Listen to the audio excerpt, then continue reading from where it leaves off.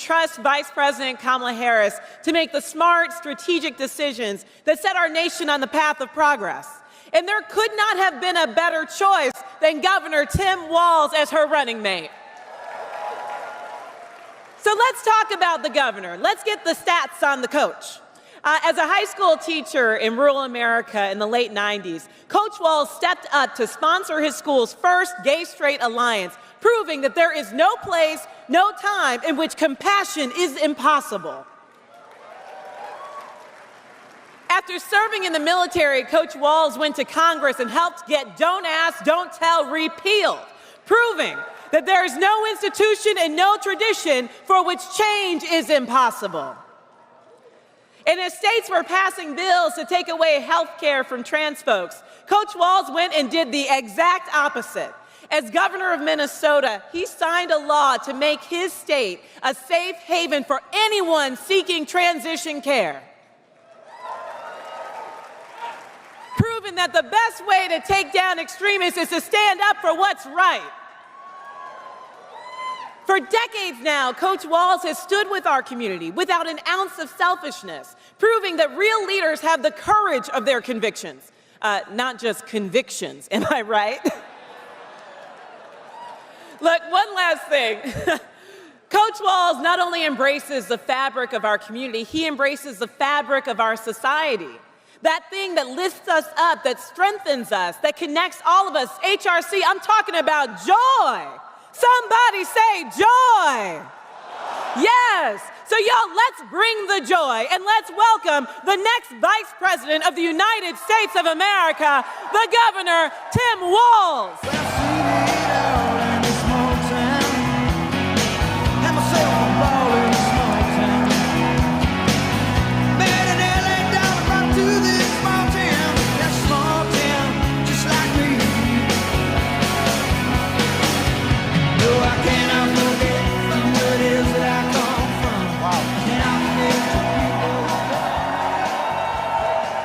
Well, thank you, everybody.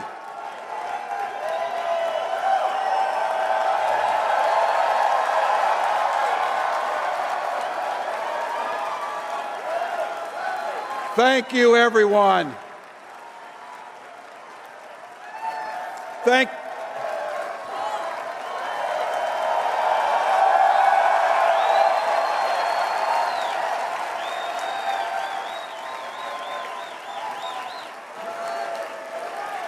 Thank you, HRC.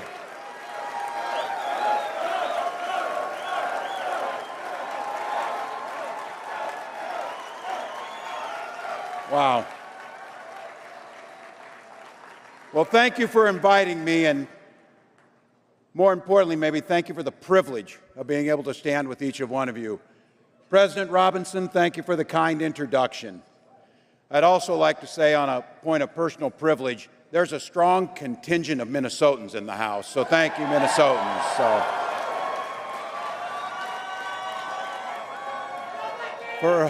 For all of you here tonight and around the country listening who've done so much to advance the cause of equality and freedom, I'm proud to count so many of you as friends. I'm grateful that you brought your time, your talents, and your treasures to be here tonight, and I'm fired up to be at your side. I got to tell you,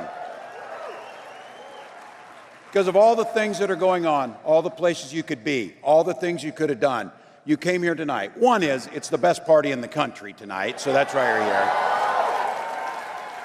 But the deeper reason you're here is for that very simple and beautiful reason. You love this country, and that's why you're here. You love the principles that we stand for.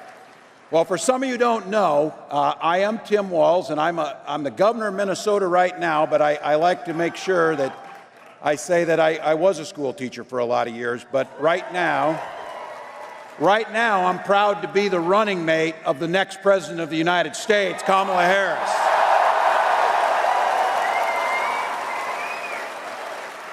The privilege of getting to know this phenomenal leader, from a prosecutor, district attorney, attorney general, U.S. senator, and vice president. Yes, by the way, she's more qualified than anybody that's ever run for this office. Let's just be clear.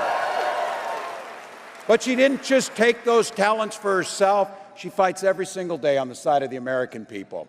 And what I have to say, of all the things that the other side has messed up, the other things that they've done, the thing that I'll not forgive them for is the thing that Vice President Harris is fixing most. She's bringing joy back to our politics, decency back to how we do things. And this is not a new thing for her. This started a long time ago. And for the folks of California, in 2010, our Californians who are here, in 2010, this is the joy she brought. So here's the scene. Years earlier, as the DA of San Francisco, Vice President Harris took one of the toughest stances in the nation against hate crimes. She led the fight to end the hateful gay and transgender panic defense. We know what that leads to, and we know the countless deaths and misery that was brought upon by that. She took it on, and she also officiated some of the first same-sex marriages in the entire country. Then she went on to become the Attorney General of the largest state in the country, and the moment it arrived, to defend marriage equality, and she threw her whole self into that fight. If you know Kamala Harris, she doesn't just pick these fights when she talks about it, and this is the thing to keep in mind. All she does is win. All she does is win. So when the word came down that same-sex marriage had been legalized in California, 2 plaintiffs asked Kamala Harris to officiate her ceremony. While they were at City Hall celebrating that marriage, she got a call from 2 more plaintiffs saying that a clerk in Los Angeles County was denying their marriage certificate. So she grabbed a phone, and some of you have seen this. She asked them to put the clerk on the line. And she did what she did best. She didn't mince words, and she made it very clear. She said, "This is Kamala Harris. You must start the marriage immediately."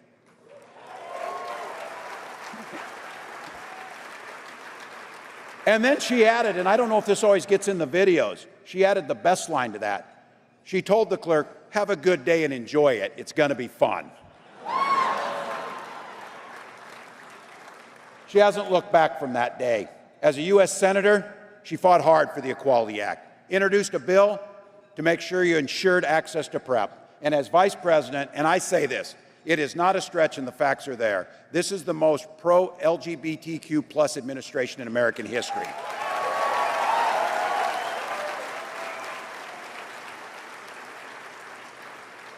She helped President Biden pass the landmark Respect for Marriage Act, requiring every state and territory to fully honor same-sex and interracial marriage. And she helped stop the ignorant and Byzantine practice of banning gay and bisexual men from donating blood. I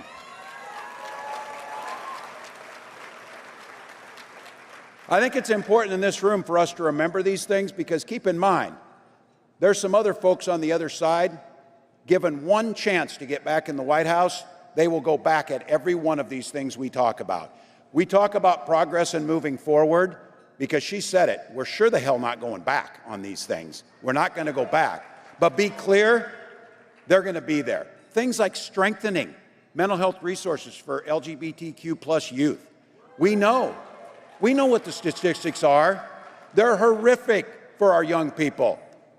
From suicides to self-harm to all of the other things that go with it, we know that this fight is the most important fight that's on our plate. So I have to tell you, she made human rights for LGBTQ+ individuals around the world a top priority in this nation's foreign policy. We must lead. We must be the country that leads on it.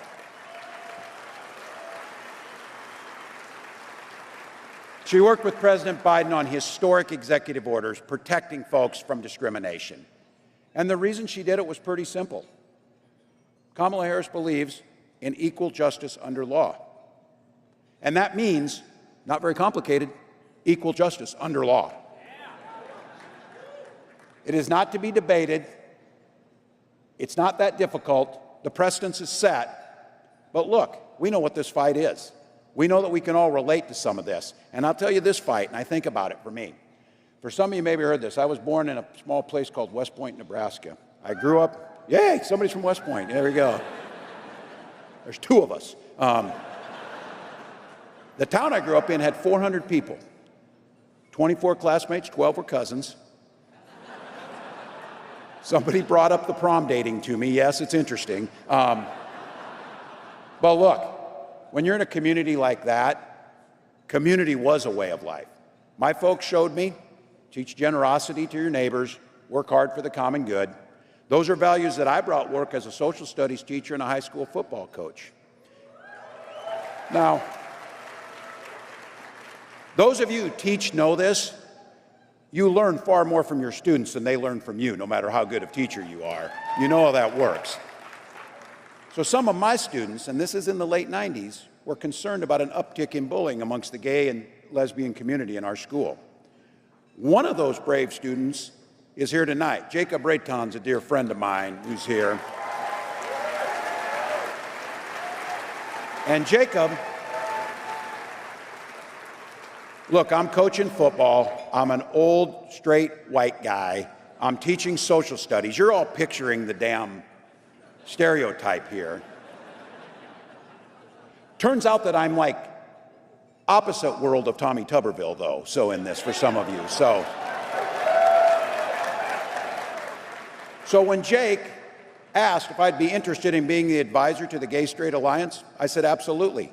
I understood what it meant to be that older, straight, white guy who was coaching football.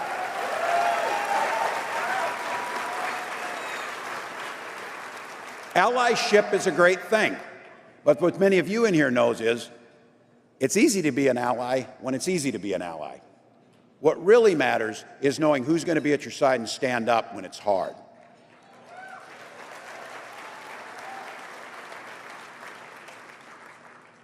And it was in those moments that those students inspired me years later. Look, I'm a 40-something guy with little kids who is teaching school, trying to pay the mortgage. The idea of running for office never got to me or thought about it, but those students inspired me. And what they saw in me is what I was trying to instill in them, this commitment to a common good, a belief one person can make a difference in other people's lives.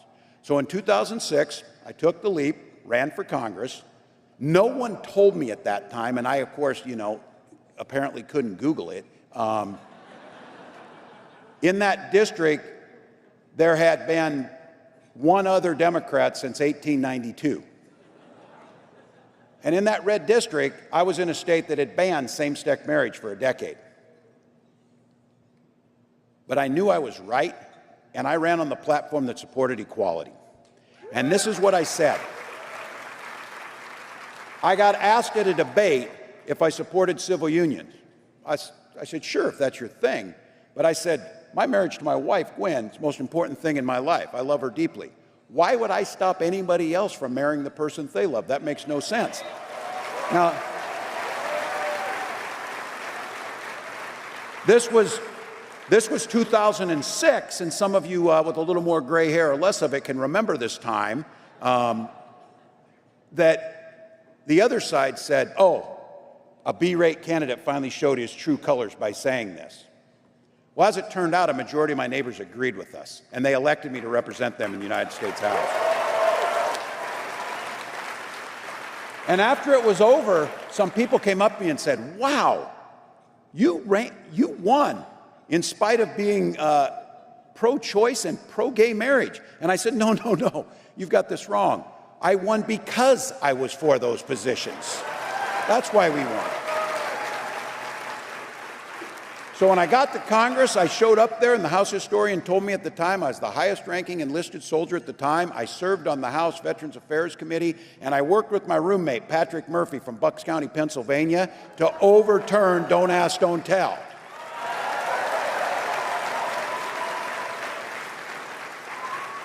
And was proud to be an early supporter for the Respect for Marriage Act that we finally got passed and signed into law. Now, I tell you this, again, no one should get a pat on the back for doing what's right. For God's sakes, the bar is pretty damn low here to treat people like human beings. Equal justice under law, it's not a high bar. It's not a high bar. But we know the forces that are aligned against it. So this is where champions rise up, whether it's a young student at a school in southern Minnesota, or it was someone who I met, and I wished I had not met under the circumstance it was, but someone who changed my life. I was there when we passed the Matthew Shepard Hate Crime Prevention Act. And I had the privilege, when the final vote was coming up in the House and it was going to be close, I walked to the House floor through the tunnels from the Longworth House office building over to the Capitol. And I made that walk with Matthew's mom, Judy Shepard. And the sheriff who found Matthew's body tied to that fence post in Wyoming. And I remember walking with a mother who had lost her son and hearing the sheriff tell me the only place that wasn't bloody is where the tears ran down Matthew's eyes. And I watched a mother and the unbelievable pain that I couldn't even fathom to lose a child this way, walk with her head held high to make sure that none of the rest of us ever have to get a call from someone. So I just want to say, my friend Judy Shepard and her husband Dennis are here tonight, and I'd like us all to give them a big round of applause.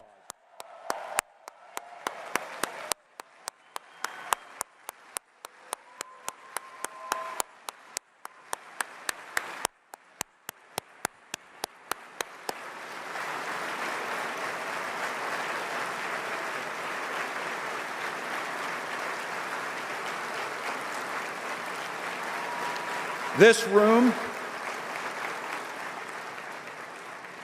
is full of heroes like that, things that were done, some of them bigger, small things, ways to make people's lives a little bit easier.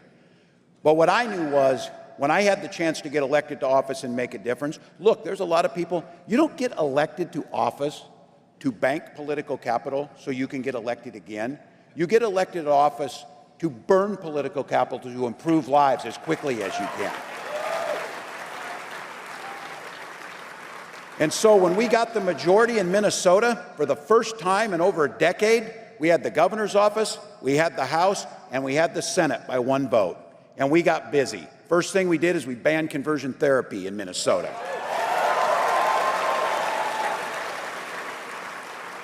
We protected transgender community and said, in Minnesota, you are seen, heard, loved, and respected, and safe in Minnesota. And we did something a little bit. We banned banning books, especially banning LGBTQ books for themes in that. Think about it in this room. This is what these folks are focusing on, spending all their time. Like reading about two male penguins who love each other is somehow going to turn your children gay, and that's what you should worry about.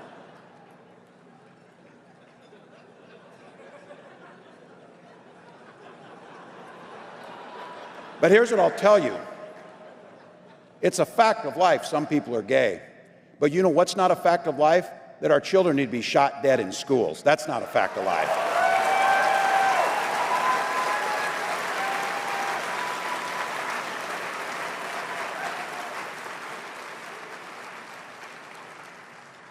Folks are banning books, but they're okay with weapons of war being in our schools. Look. That's not this country. It doesn't have to be this way. It doesn't happen elsewhere. We're going to make sure our children are seen, they bring their authentic selves, and then we're going to make sure they're safe when they get there. So thank you all.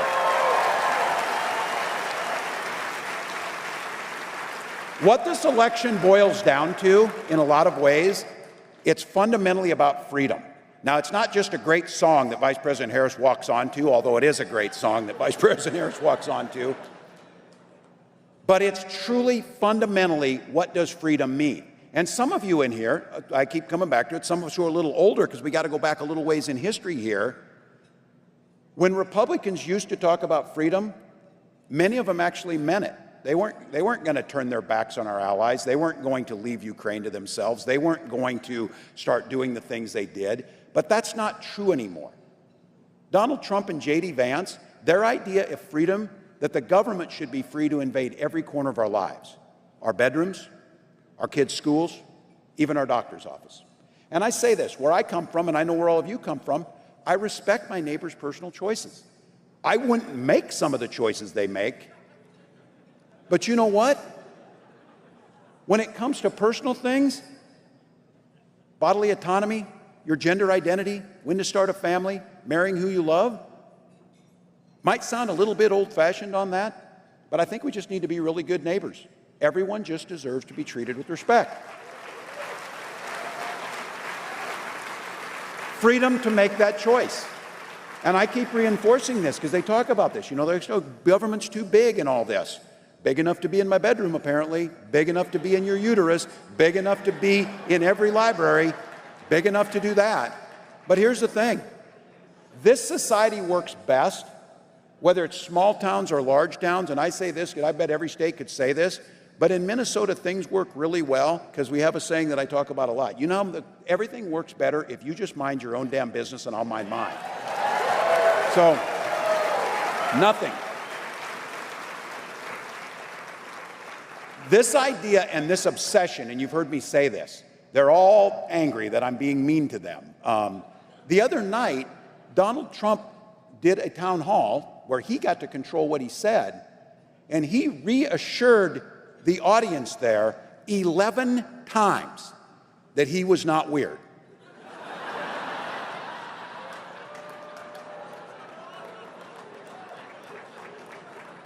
If you're reminding someone you're not weird, you probably, yeah.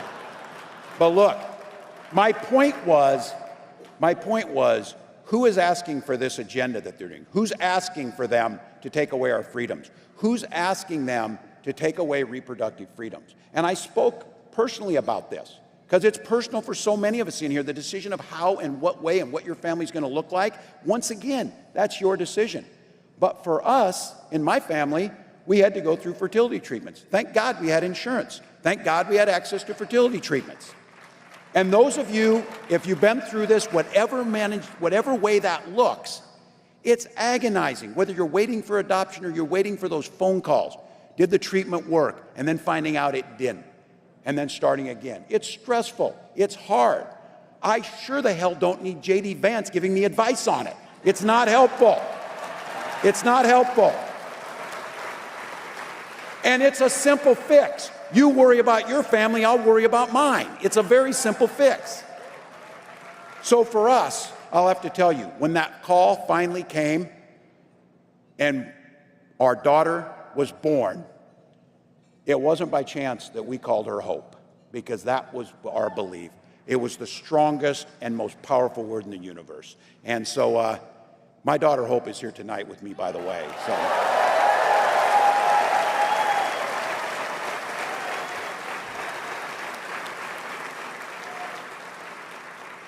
And I don't know if you saw it at the convention here last week, the vice president pretty much took back freedom from the other side, that now belongs with us, and that's what we're saying. Took back the flag. They haven't cornered patriotism. And I'm not going to allow them to talk about family values while they're doing everything possible to invade our personal lives and our families.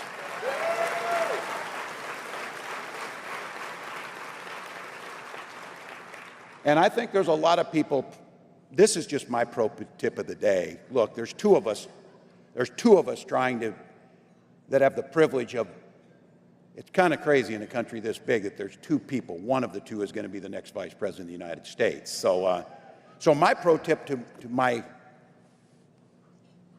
opponent on the other side is, quit talking about women's childbearing issues. Quit talking about it. Because no one cares what your thoughts are on if my family counts or doesn't. No one cares. No one cares. And in Minnesota, and this is what I'm not going to take a back seat in, while those guys were banning books in their schools, we were banning hunger in ours. So, if you're going to talk about family values, then at least show up and vote when the child tax credit is there, which we know can reduce childhood poverty by 1/3. They didn't do anything. When Donald Trump was in office, he made it more difficult. They didn't do anything on lowering child care costs. Did you hear? He's got a plan on child care costs that no one in the world understood a damn word about it. Not one thing. But there are things you can do, and we did it in Minnesota. And one of the things you can do is you can start making sure that you're doing things like the child tax credit. and making it easier for same-sex couples to start and raise their families openly with love and pride, and make sure that the support is there.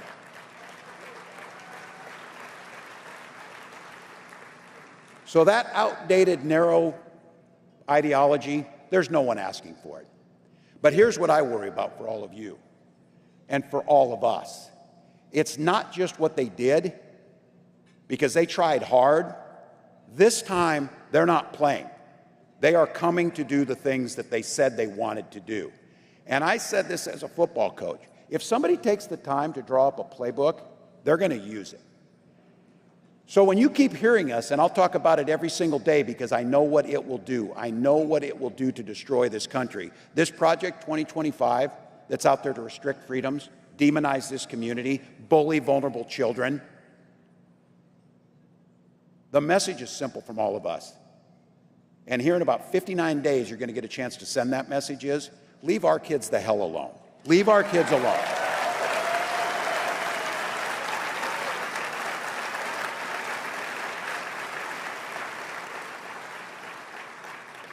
And I have to tell you this one too, and this is one that we keep remembering, and this is a thank you to all those folks. We talked about the don't ask, don't tell, but I want to make sure that we recognize this too. We've had thousands of brave transgender troops, decorated warriors who serve this country in uniform. When Donald Trump was commander-in-chief, he belittled them and he banned them from service. Thankfully, President Biden and Vice President Harris rescinded that stupid, bigoted policy. If you want to serve this nation, you should be allowed to, and what we should do is respect that service. They should not get incoming fire from their commander-in-chief, attacking their basic dignity, humanity, and patriotism. And I will say this, I didn't serve for 24 years in this to have those guys diminish another troop's service. I will stand with them every single time.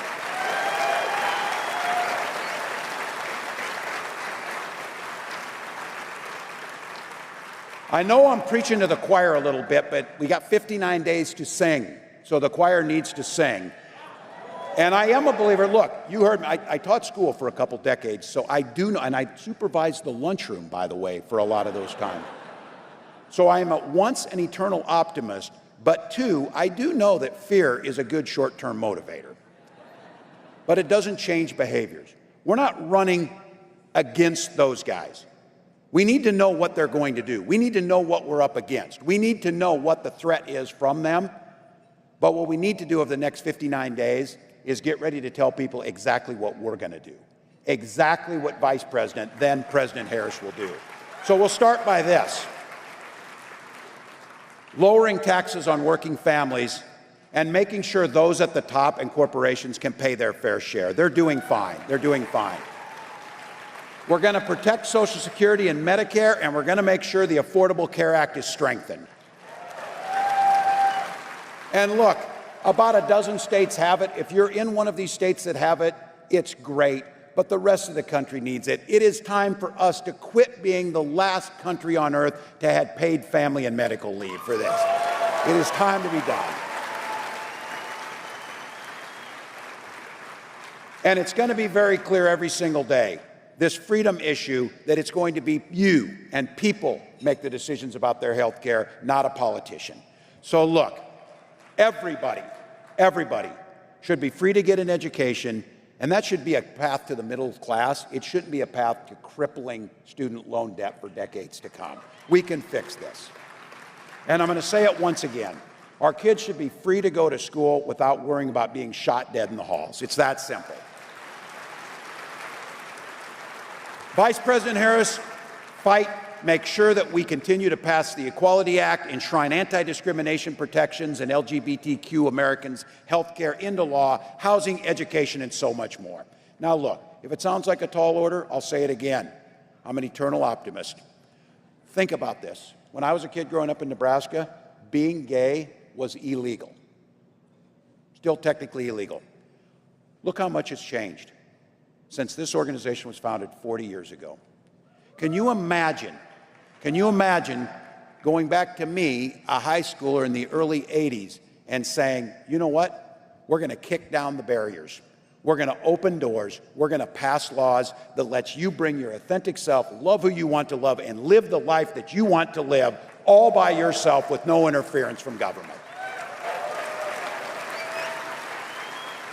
So I told you, hope, and my hope, is an incredibly powerful room, or an incredibly powerful word. You look around this room, you can feel hope. You feel that people want to see this. We hope we win this election. We hope we pass these laws. We hope we lift people out of poverty. That's a good thing to have, but my wife always reminds me of this. It's not a damn plan.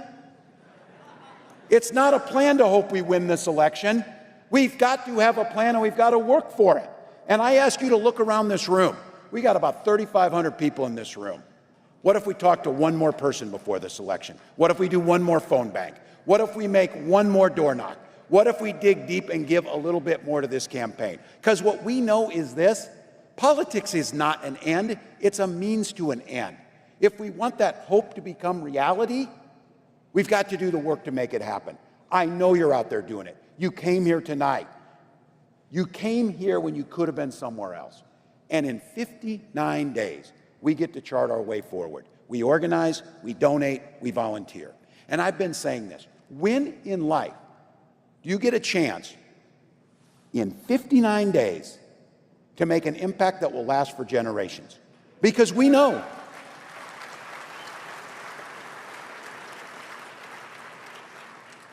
if you want to go see what the alternative is, it's the worst read in the world, but it's 925 pages. It's Project 2025. And as Vice President Harris said, we're not going back to the days. We're not going back to the discrimination. We're not going to force our children into situations where they become suicidal. We're not going to continue to demonize people because of who they are. And we're not going to continue to allow people in this country to go hungry or to be shot dead because we don't make decisions that can improve that. So we've got 59 days. 59 days, each and every one of us. What every little bit we can do, we can make a difference. So I've been saying this, and I truly believe this. We can do anything for 59 days. Sleep when you're dead. Worry about that later. But now is the time. So it's up to us, Vice President Harris, myself, our entire team, all of you, HRC. We're fighting for a better country, a better world. We're fighting for the folks who aren't here tonight. We're fighting for the folks who may not vote for us. But we're doing it because it's the values that this country were founded on. So as Vice President Harris said, if we're willing to fight, we win. When we fight, we win. When we fight, we win. Thank you, HRC.